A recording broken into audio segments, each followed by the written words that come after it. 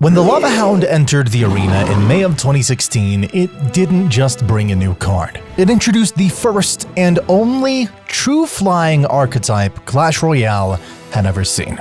Until then, the skies were quiet, with their units playing backup roles at best. But Lava Hound led the charge, a slow, unstoppable tank that soared past distractions and demanded a whole new way to defend. It forced players to look up and rethink everything. So let's dive into the history of this majestic flying beast.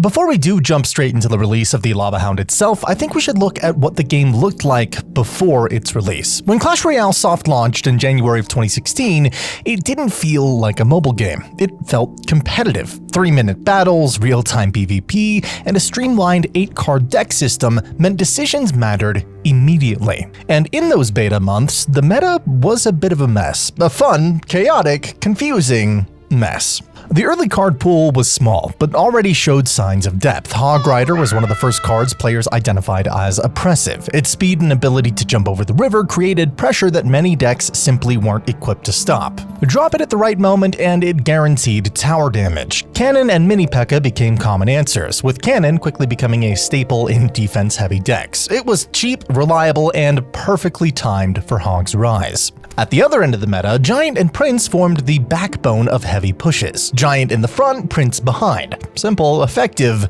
and deadly. The Prince's charge mechanic, which doubled his damage, punished players who mispositioned or mistimed their defense. Skeleton Army was a frequent answer, but that too was high risk. Easily countered by arrows, zap, or even a misplaced baby dragon. If you guessed wrong, your tower was gone. P.E.K.K.A and Golem were the heavy hitters. Extremely powerful, but slow and expensive. Golem especially stood out as the first win condition that revolved around pure tower tanking. But the elixir cost meant one failed push could ruin the entire match. That fear limited their usage, especially among newer players still learning elixir management. Back then, synergy was still being discovered. The idea of cycle decks wasn't really a thing yet. Most people were playing what felt strong and familiar. Valkyrie was mainly a melee swarm counter, which was overrated but popular due to her splash and skeleton spawns. Musketeer quietly became a core card thanks to her versatility, range, and ability to target air. One of the few consistent air counters that actually saw play. Speaking of air, it was barely relevant. There were 4 core air cards at launch: Minions, Minion Horde, Balloon, and Baby Dragon. None of them were particularly threatening on their own. Minions and Minion Horde could deal decent damage, but they melted to arrows, fireball, or wizard. Balloon could take a tower, but without a tank in front, it was easy to stop, and Baby Dragon was mostly just support. Splashy, tanky, but too slow to carry anything. The reason air wasn't taken seriously yet was simple. It didn't really have an identity. There was no air archetype. These units were fillers, support units in ground-based decks. But this all changed when Supercell released the Lava Hound in May of 2016. It essentially was a golem in the air, but for 7 elixir. This might sound like a small difference, but this had some massive implications. Simply being in the air means it suddenly has way less things it can take damage from. The Mini P.E.K.K.A, able to shred your golem, walks right past it. The Skeleton Army shredding your giant in an instant, completely blind to it. Similarly to the golem though, it would soak up damage and let your troops behind it do the damage dealing. That's not the only similarity it shared with the golem though. In the same way golem turns into golemites after being destroyed, the Lava Hound turns into lava pups. And those lava pups, yeah, they were a little too powerful, and so they got a pretty big hit to their hit points, but to make up for this, the Lava Hound itself would gain a hit point buff. It would become better at being a damage sponge, and the lava pups themselves wouldn't be nearly as oppressive. This nerf happened in the same month the Lava Hound was released. We see Lava Hound getting a 3% increase in hit points in its normal form, but a 9% decrease in the lava pups' hit points. The Lava Hound was now perfect at taking damage and letting your support troops do the work, but a lone Lava Hound, not even a single threat. With a slow hit speed and lower damage than a skeleton, a Lava Hound by itself could often be ignored. The developers took note of this and made a change to the Lava Hound. The June balance changes would give it the missing damage output as Supercell buffed its damage, making it deal 28% more. Meanwhile, the pups stayed the same. A 28% damage increase might sound like a lot, but for how little damage output the the Lava Hound had to begin with, it wasn't anything crazy. This buff did make it a bit of a bigger threat when left alone though, which was the intent of the buff. As November rolled around, we see another nerf to the pup's hit points, this time making them 1% less durable. Likely just some small interaction changes, not an actual nerf. Players quickly realized defending a lava push wasn't straightforward. If you waited too long, the Hound would explode right on your tower, but if you dealt with the pups too early, the support troops behind it, like Baby Dragon, Minions, or later in 2016, the Mega Minion, would overwhelm you. Inferno Tower was one of the best answers, but not reliable if the Hound player had Zap in their deck. Unfortunately for beatdown players, which includes Lava Hound players, the Lightning would not be able to reset Inferno Towers until late 2016. The game had been dominated by ground pushes. Suddenly, players were being punished for ignoring air defense. If you didn't run Musketeer, Archers, or Minions, you were vulnerable, and just like that, decks started changing, putting in some more reliable air defense. People would swap out their Spear Goblins for Musketeers and their Archers for Wizards. Still, Lava Hound didn't immediately take over the meta. Hog Rider and Golem decks were still way more familiar and felt more rewarding. Many players avoided Hound because it was slow, awkward, and easily countered by cheap air targeting troops, and on top of that, it was a legendary card, and back then, those were much rarer and far less accessible for free-to-play players. But the ones who stuck with it saw something different. They weren't just building a deck, they were building synergy. A new way to play Clash Royale had arrived. Lava Hound wasn't dominating yet, but the sky was no longer empty, and this would only appear to be more and more true as we dive into late 2016. But before we do, I'd like to ask you to subscribe to the channel. It really is entirely free, and it helps me out a ton. Appreciate ya. Up until this point, both Clash Royale and its players had already made a clear distinction between air and ground, but when it came to tanks, that distinction didn't really exist. Ground tanks dominated the game's frontline: Royal Giant, Golem, P.E.K.K.A, each one demanding a very specific response on the board. The Lava Hound, though, was the first and only true flying tank. This wasn't just a stat line tweak or visual gimmick. It forced players to think differently about how they built their decks and how they defended. Like we said before, the Lava Hound was like a Golem, but in the air, which gave it some huge advantages. And that's where the Lava Hound's real identity started to form. Not just as a beatdown card, but as the core of what would become Clash Royale's only flying archetype. Because unlike Golem or Giant, Lava Hound demanded more than just good support. It required synergy. You had to build around it. You had to put more than just the Lava Hound as your flying troop. You had to commit. And out of that commitment, Lavaloon was born. It didn't take long for players to realize that pairing Lava Hound with Balloon was one of the most devastating combinations in the game. It wasn't flashy or fast-paced, it didn't win trades on defense or overwhelm with tempo, but if you gave it time, if you let that Lava Hound tank and the Balloon fly in behind it, it could delete a tower before your opponent could blink. The damage potential was absurd, and for a while, Lavaloon felt like the ultimate high-risk, high-reward strategy. You either broke through and crushed them, or you lost trying. But with that power came a drawback, one that has followed Lava Hound its entire life: commitment. Lava Hound is not the kind of card you can casually drop into a deck. It's not splashable, it's not like Arrows or Zap, which fit into basically every deck and always provide value. It's not like Mega Minion or Baby Dragon, which serve flexible roles on both offense and defense. Speaking of Mega Minion, this card had a huge role in making Lava Hound an incredible archetype. This card was so strong on release that the community called it the meta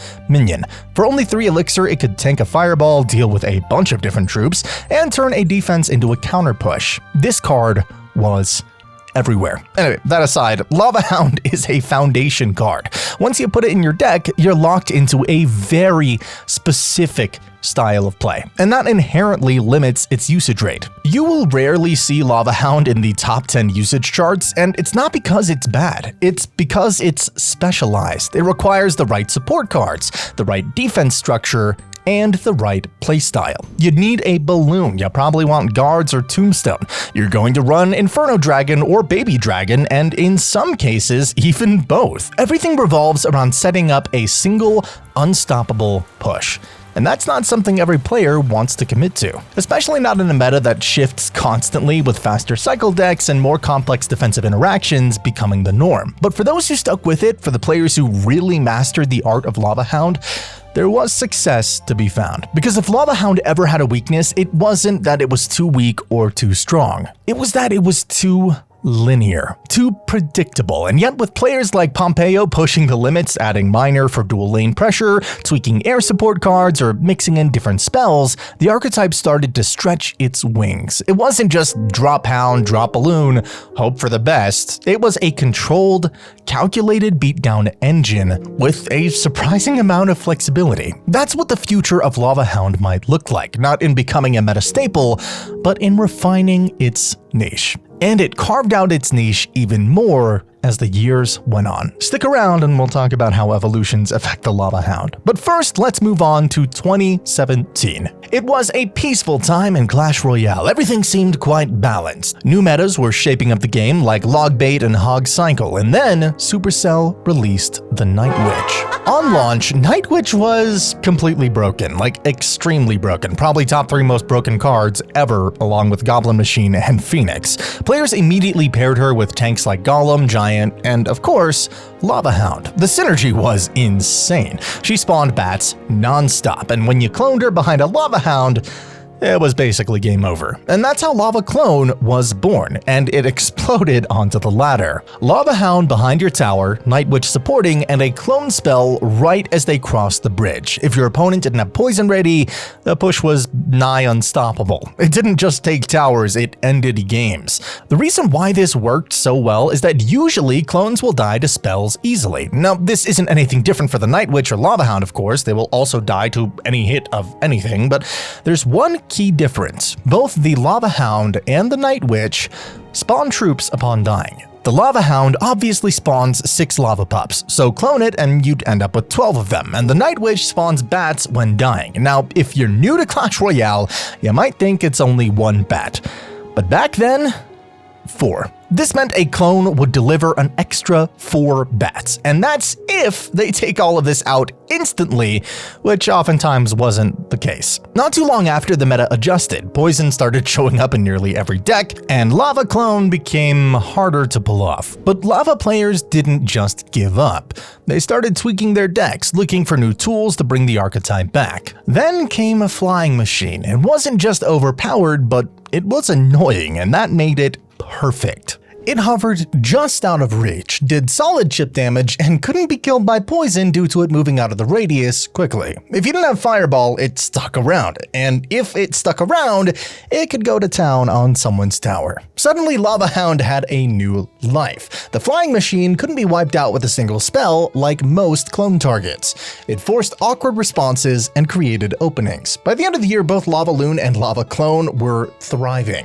Lava players were having fun, but that wouldn't last forever. Right before the end of 2017 came the Hunter, a brand new card that hit like a truck at close range. He wasn't just another air targeting troop. His shotgun-like blast could melt a Lava Hound in seconds, and then instantly wipe out the fragile pups the moment they spawned. For Lava Hound players, this was a nightmare. You'd spend 7 elixir just to watch your flying tank evaporate under a storm of pellets, leaving your balloon and support troops stranded. At first, it looked like the Hunter might kill the archetype entirely. He was cheap, strong, and versatile, fitting into a wide variety of decks that were already good against air. For a while, ladder and tournament play saw a drop in Lava Hound usage. People just didn't want to risk throwing an entire push into that wall of close-range damage. But the thing about dedicated Lava players is, they adapt. Soon enough, lightning started showing up in almost every Lava deck. With a single cast, the Hunter, along with any unlucky Musketeer or Electro Wizard standing nearby, was gone. And just like that, the skies belonged to the Hound again. What looked like the end turned into just another hurdle in the archetype's evolution. So, pop quiz before we jump into 2018. Which card release helped revive Lava Clone in late 2017? I'll reveal all the answers at the end, so keep your answers in mind. A. Hunter, B. Flying Machine, C. Bandit, or D.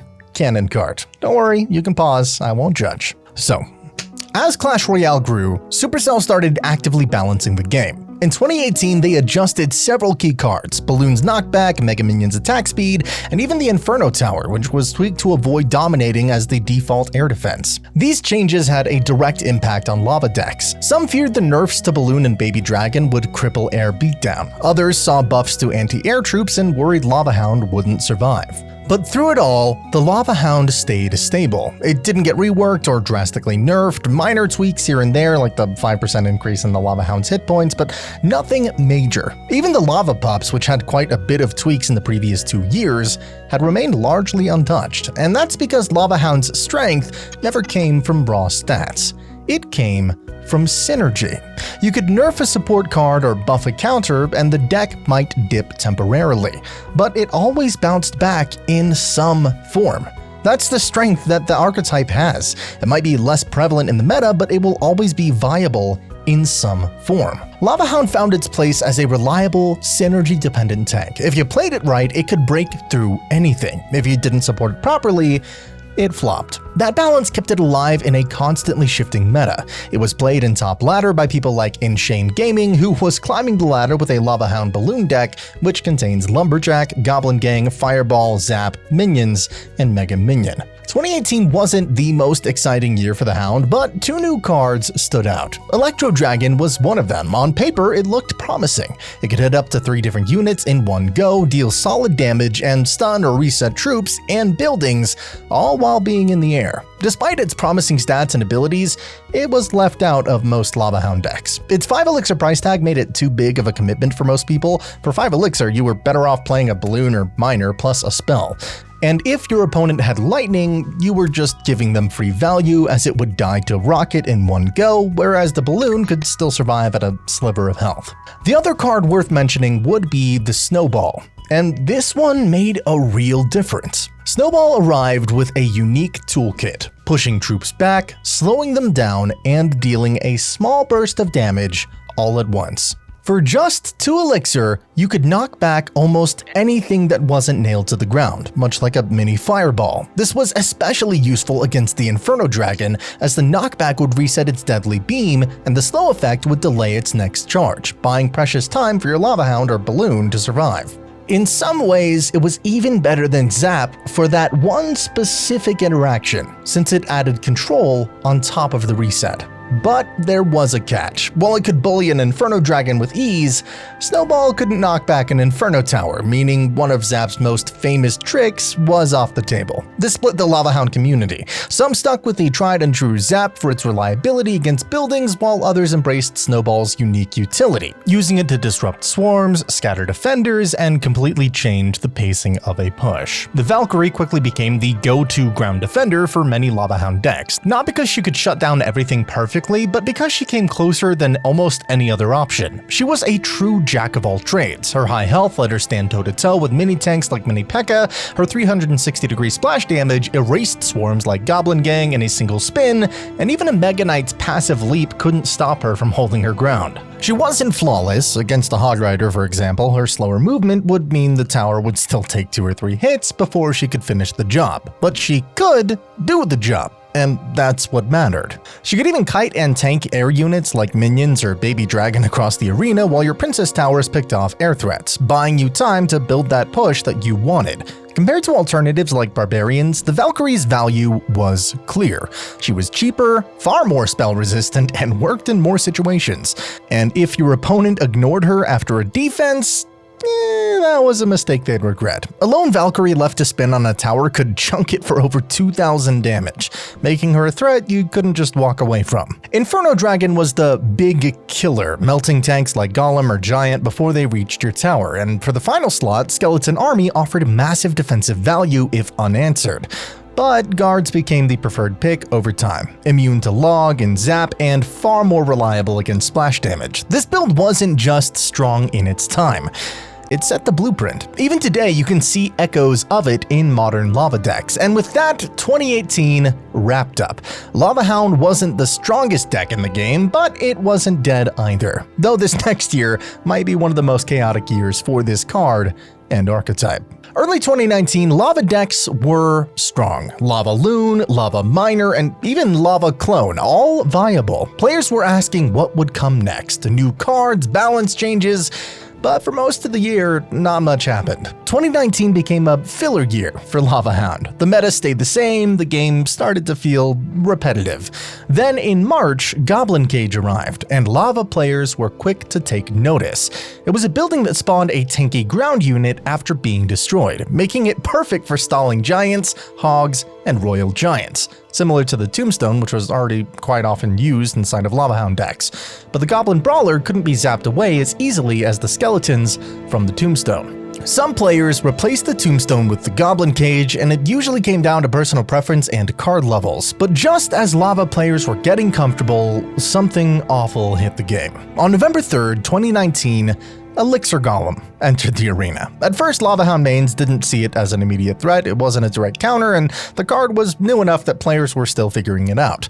But as the days turned into weeks, the reality set in. This was gonna be a problem. Elixir Golem wasn't just cheap, it was absurdly cheap. For only 3 Elixir, your opponent could drop a tanky frontliner that, when paired with Electro Dragon, Inferno Dragon, and arrows, could turn even a failed push into a full-blown counterattack. It wasn't just about stopping your push anymore, they could erase it, then send a bigger, nastier one right back at you for less Elixir than you spend. For Lava Hound players, it was like looking in the mirror and realizing your opponent was doing your job better and cheaper. Beatdown is about building one huge, unstoppable push, but now Elixir Golem was doing it faster for fewer resources and without needing to wait for double Elixir. The counter push potential was unreal, and while it was hard on every deck in the game, it felt especially cruel for an archetype built around slow, expensive momentum. Most Lava mains tried to adapt, lightning, fireball, carefully timed defenses, but against the well-played Elixir Golem deck, it was mostly hopeless. And just when the matchup felt bad enough, December rolled around, and with it came the Battle Healer. If Elixir Golem was oppressive before, Battle Healer was the nail in the coffin. Suddenly, even if you landed the perfect fireball on their support troops, Electro Dragon, Night Witch, maybe even a baby dragon, she would heal them all back to full health. Your best counterplay evaporated in seconds. The only thing worse than watching your push get shredded was watching your defense get healed through like it had never happened in the first place. The ladder in tournaments during this time felt brutal. Lava Hound thrives on building a massive push, but Elixir Golem decks could match or even outclass that power spike with less investment and better sustain. Every time you committed to your winged tank, you risked getting steamrolled by a counter push you couldn't possibly match.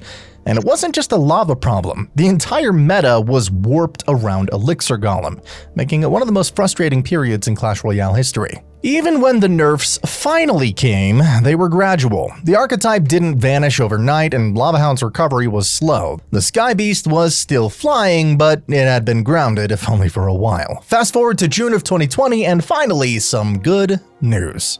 The Skeleton Dragons arrived. At first, they weren't anything crazy. 2 fragile air units with a splash attack, splitting out of a 4 Elixir card. They looked fun, but not exactly game-breaking. Still, for a Lava Hound player, they offered something rare. Cheap, flexible air support that could actually deal with swarms and chip away at medium health troops without breaking the bank. Like the baby dragons, Skeleton Dragons cost 4 Elixir. But here's the difference. For that same cost, you got 2 units, meaning double the damage output if both locked on. This made dealing with minion horde, bats, or even clumped up ranged troops much easier. They were more threatening in open field skirmishes, but there was a trade-off: their fragility. Unlike Baby Dragon, they could be deleted instantly with a single fireball, forcing players to time and position them carefully. Defensively, they were just as valuable. They could clear swarms before they shredded your balloon, and even if they died quickly, the value per elixir was hard to ignore. They weren't a must-include right away, but as players experimented, Skeleton Dragons quietly became a staple, a new splash option for the skies, tailor-made for Lava Hound's air-dominated playstyle. In late 2021, Clash Royale introduced champions, and the meta changed overnight. Archer Queen, Skeleton King, and Golden Knight brought unique abilities that could flip a match in seconds. For Lava Hound players, this was both a challenge and an opportunity. Archer Queen was the biggest threat. Her ability, if timed right, could delete entire air pushes on her own. Golden Knight's dash disrupted back-end support, and Skeleton King, he opened the door to a new kind of lava synergy. See, some creative players built lava decks with Skeleton King, taking advantage of all the troop deaths during a big push. The king would absorb souls and unleash a full skeleton army, adding pressure your opponent just wasn't ready for. It wasn't as strong as Lavaloon, but it added some unpredictability. Funnily enough, the champion that was used the most for lava decks was the Archer Queen, but even she wasn't particularly popular in top ladder. So top players like Rakan used a standard version of Lava Clone that includes Flying Machine. So for those of you with this video on your second monitor, let's see if you're paying attention. Which champion was the biggest threat to Lava Hound decks? A. Golden Knight, B. Skeleton King, C. Mighty Miner, or D. the Archer Queen? The one champion per deck rule made timing even more important. Misusing a champion ability could cost you the entire game. On the flip side, if you had a lightning in your lava deck, Archer Queen became much easier to deal with. No lightning, then breaking through her ability became a nightmare. Other cards also dropped that year. Goblin Drill appeared, mimicking Miner, but spawning goblins on your tower. Royal Giant and Hunter received changes that echoed across the meta. In ground-heavy environments, Lava Hound thrived, but when anti-air tools spiked, lava players had to adapt or sit back. Still, Lava Hound's strength wasn't in flashy combos or fancy mechanics, it was in its simplicity. If your opponent didn't have the right counter in cycle, or misplayed their air defense, Lava Hound could take a tower. No champions needed. 2022 didn't bring major permanent changes for the Lava Hound, but it still delivered one of the most unique events in the game's history, because this is the year that Supercell introduced a brand new concept to Clash Royale: the Super Card. These were limited-time, over-the-top versions of existing cards, designed purely for fun in special events. Some were outrageous. Super Mini P.E.K.K.A could one-shot almost anything and just for laughs spawned healing pancakes on the battlefield. Super Magic Archer could hypnotize enemy troops and even crown towers, flipping them to your side mid-battle. And then there was the Super Lava Hound. It was, well, a Lava Hound, but super.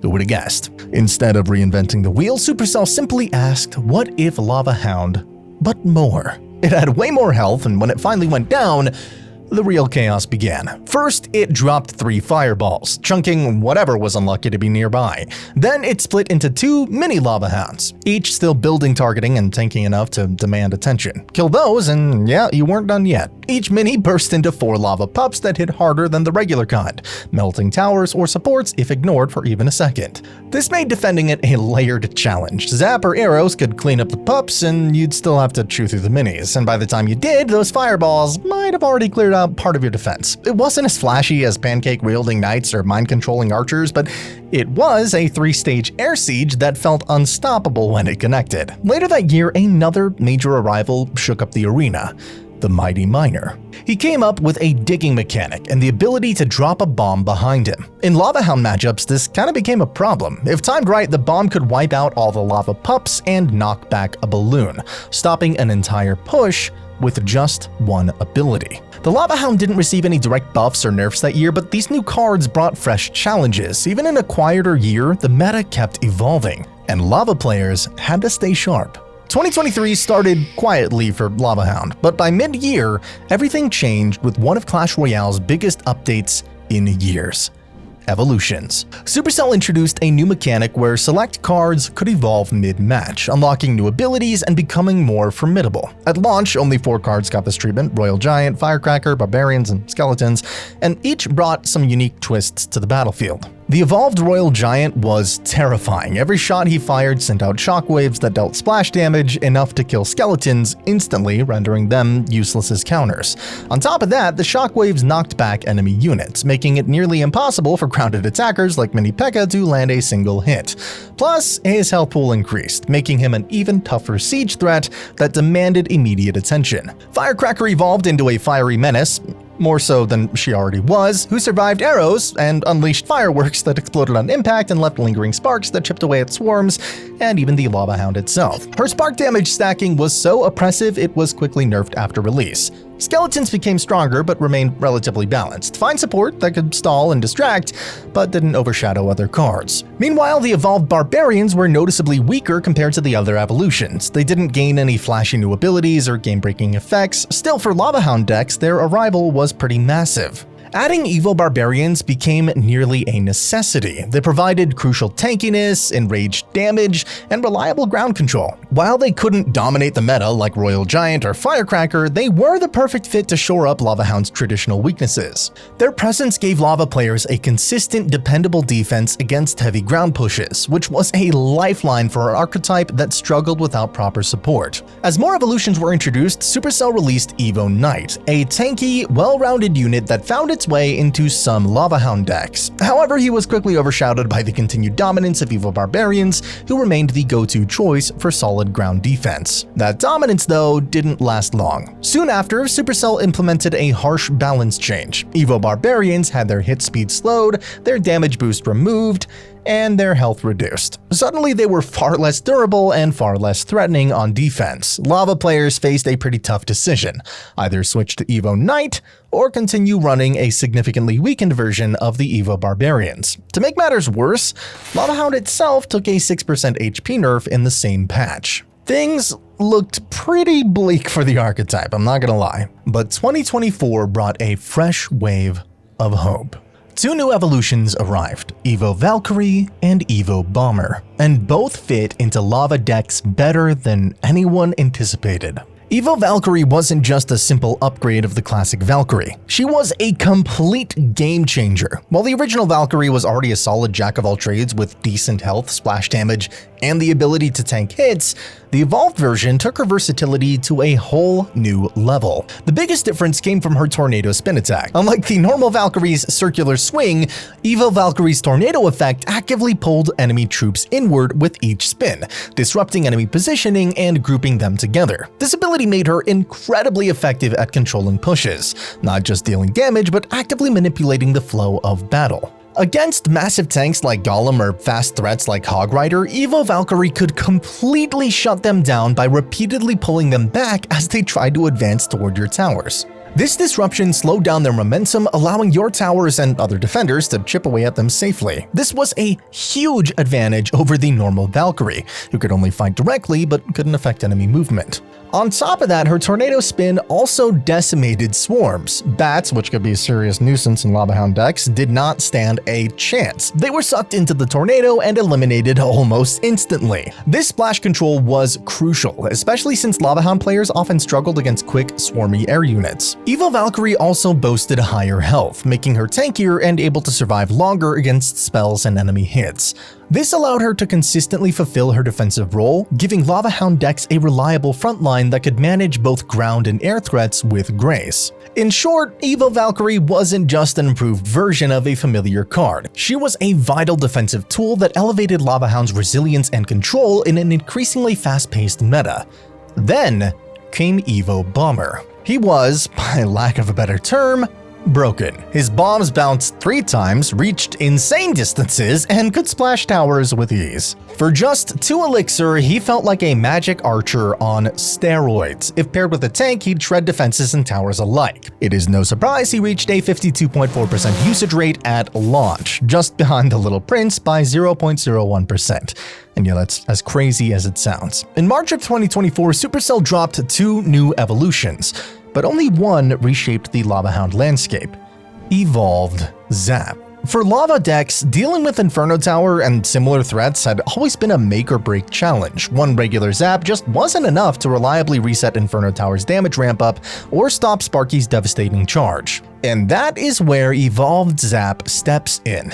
A game changer. This new zap didn't just strike once, it struck 3 times in rapid succession, with each zap hitting a wider radius than the last. It could chase targets across the battlefield, ensuring crucial units like Inferno Tower, Inferno Dragon, and Sparky were stunned and reset multiple times. This multiple hit reset was vital. It meant Lava Hound pushes could survive longer, the Inferno damage stayed in check, and support troops had more time to do damage.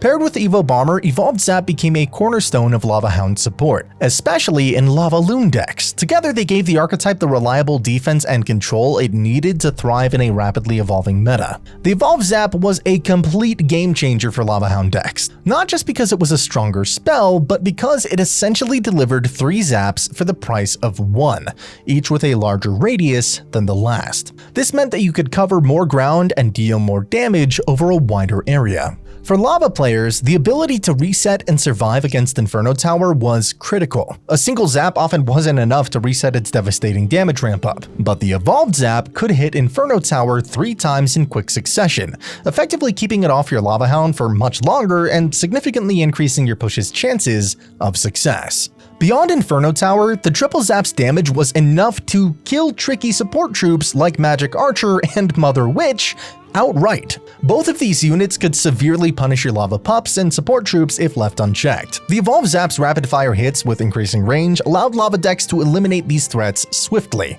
often before they could do much damage. Its expanding radius also helped catch spread-out troops, making it easier to clear counter pushes and protect your beatdown push. In short, the Evolved Zap was more than just a stun. It was a multi-hit, multi-kill powerhouse that gave Lava Hound decks a vital edge in surviving and dominating tough matchups. Now for another quick trivia question. Which of the following cards didn't make it into the Lava Hound archetype? A. Evolved Valkyrie, B. Evo Bomber, C. Evo Firecracker, or D. Evo Zap? Alright, on to August of 2024, and with it, the evolution of Goblin Cage. Nicknamed Shrek by the community, our beloved, Shrek is love, Shrek is life, the evolved version pulled single units into its cage, locking them in place until the cage was destroyed or the unit died. It worked beautifully in Lava Flying Machine beatdown decks, giving players a way to isolate threats and control tempo. But Lava players didn't get to enjoy that piece for long. In October, the evolved Electro Dragon stormed into the arena, and it was nothing short of terrifying. With its signature Infinite Bolts ability, it chained relentless, stun-locking lightning strikes that could target multiple troops at once, dealing constant damage while completely freezing their actions. For Lava Hound players, this was a nightmare brought to life. The evolved Electro Dragon could lock down your entire support lineup, neutralizing your Baby Dragon, Inferno Dragon, and even your Balloon before they had a chance to make an impact. The relentless stun meant that your Lava Pups were picked off with brutal efficiency and your push's momentum was crushed before it even reached the tower. The threat was so severe that having lightning or fireball spells in your deck suddenly became non-negotiable. Without a hard removal option ready to take down the Electro Dragon, your carefully built push was doomed to collapse under its unyielding assault. Right before its full release, the infinite stun effect was removed due to balance concerns, but even without it, the evolved Electro Dragon's sheer damage output remained beyond broken. It was still an overwhelming force that could decimate Lava Hound pushes if left unchecked, keeping pressure on beatdown players to find new ways to adapt. This wasn't just another counter, it was a total shutdown of the beatdown game plan. The evolved Electro Dragon rewrote the rules of defense, forcing Lava Hound players to rethink everything or face devastating losses. But as months passed, the Electro Dragon kept being tweaked and people found ways to deal with it. Then in December, Evolved Giant Snowball entered the arena. It fit the holiday vibe, and surprisingly, it fit into Lavaloon as well. The evolved version pulled every troop in its path, then slowed them down as they slid out of the avalanche. On both defense and offense, it created perfect splash setups for cards like Evo Valkyrie, Double Dragon, or even Bomber. It wasn't game-breaking, but it was a solid utility card that showed up in several Lava variants. As we end 2024, we see that people have started to enjoy Lava Hound decks even in top ladder play. But there is one deck that stands out the most and quite frankly has dominated the whole pro scene. This deck being the famous Lavaloon Double Dragon Evo Valk with Evo Zap. We see lots of familiar faces such as Dominic, Rakan, and even Carl the Legend using it to climb rankings. It even helped Dominic reach number 1 in December of 2024. And finally, January of 2025 brought the Evo Dart Goblin, and he was pure poison. He left behind a trail of toxic gas, with damage ramping up over time. First tier, manageable. Second tier, dangerous. Third tier, lethal. If left unchecked, he could melt tanks like Lava Hound in seconds. Unless you had a small spell ready to snipe him before he connected, your Hound was toast. In February of 2025, Clash Royale gave us a ghostly twist, the evolved Lumberjack. This version wasn't just about rage. Upon death, he spawned a ghost, same stats as a normal Lumberjack, but powered purely by rage and only staying alive inside it. In Lava Clone decks, this made for some ridiculous pushes. Lava Hound plus Evo Lumberjack and Clone, if your opponent didn't have a hard counter ready, it often meant the tower gone, or worse, a 3-crown. At launch, there was even a bug where any rage could spawn the ghost, and not just the one dropped by the Lumberjack himself. That got patched quickly, but for a moment, it was absolute chaos. Busted in mid-ladder, but not quite the same threat for competitive players. Then came March, Clash Royale's 9th birthday, and with it the arrival of the Evolved Hunter. This wasn't just another card release, it was a seismic shift that sent shockwaves through the meta and fundamentally changed how players approached air combat. For years, one of the most consistent truths in Clash Royale was simple: melee ground troops can't touch flying units. No matter how tough or numerous your barbarians, knights, or even the P.E.K.K.A. were, air troops like Lava Hound and Balloon floated safely out of their reach. Until now. The Evolved Hunter shattered that assumption with a powerful and game-changing mechanic: his net. This wasn't just a slow attack, it physically pulled flying troops down to the ground, stripping them of their aerial advantage and rendering them vulnerable to any ground melee unit. Suddenly, your prized Lava Hound could be yanked mid-push, stuck helpless as barbarians, knights, or even the mighty Shrek, evolved Goblin Cage, closed in for the kill. The net lasted a solid 4 seconds, and while it couldn't be reused until the first trap ended, that window was often more than enough to completely derail an entire push. Watching your carefully built high-investment beatdown push collapse under the grip of the Evolved Hunter was as painful as it was infuriating, and it forced Lava players to rethink everything they thought they knew about air superiority. Luckily, the Hunter is quite squishy, so a fireball and some help from your support troops could take him out, but it was yet another threat for Lava Hound players. And just when you thought it couldn't get worse, April dropped the Evolved Executioner. He did double damage up close and knocked back nearly everything. Thankfully, he couldn't push back the Lava Hound itself, but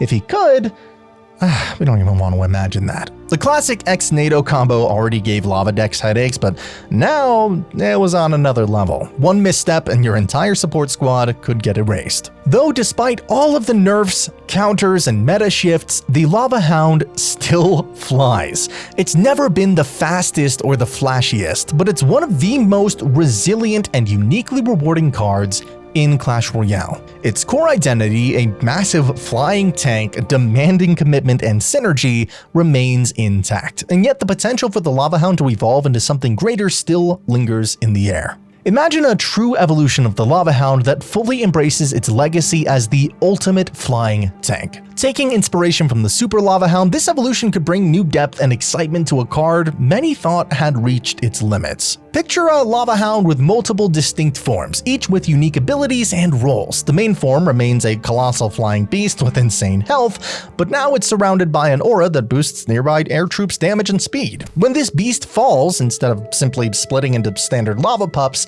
it bursts into 2 smaller mini hounds, very similar to the Super Lava Hound. But the evolution doesn't stop there. When the mini hounds are defeated, they split into 4 lava pups, as usual. But these lava pups now have a minor burn effect that deals damage over time, adding pressure on defenders who thought they could ignore them. This multi-layered life cycle forces opponents to rethink their defenses entirely. This evolved Lava Hound would redefine air beatdown archetypes, offering more strategic complexity and rewards for those willing to master its nuances. It could shift the meta by demanding new counters and encouraging innovative deck building, all while honoring the slow, methodical beatdown style that made the Lava Hound a Clash Royale classic. The sky is vast, and the Lava Hound's journey is far from over. It truly redefined how we play Clash Royale. But if you want to know what else redefined Clash Royale, check out this video here. It is an absolute banger. You don't want to miss it, and I'll see you there.